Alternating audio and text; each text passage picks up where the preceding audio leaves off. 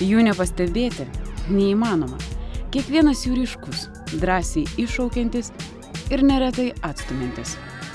Pankai, gotai, emo, hipiai, metalistai. Domiuosi tais dalykais, kurie galbūt kitiem nėra primtimi ir taip gaunasi, kad tampu automatiškai galbūt kitokį iš karto. Tik tai tiek. Tai nėra, kad man patinka ir aš tokiu būsiu, tiesiog aš toks esu. Jie visuomenėje dažnai buvo ir yra traktuojami kaip dėmė sutepantys seniai nusistovėjusias tradicijas, taisyklės ar įstatymus. Žmonės mąsto stereotipais iš karto, va, čia jis ilgaplaukis, jisai čia toksai yra, vadinasi, jisai greičiausiai neplano galvos, tenais yra satanistas, dar kažkoksai ir jisai yra tas blogas, o niekada nebūk tokių, ten, pavyzdžiui, mažiem vaikam pasakoja. Iš čia atsiranda tokie barjerai galbūt visuomenėje.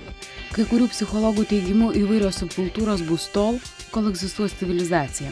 Todėl nevertėtų pamiršti, kad net ir visuomenės išsišokėliai pasaulį gali atnešti gražių permainų.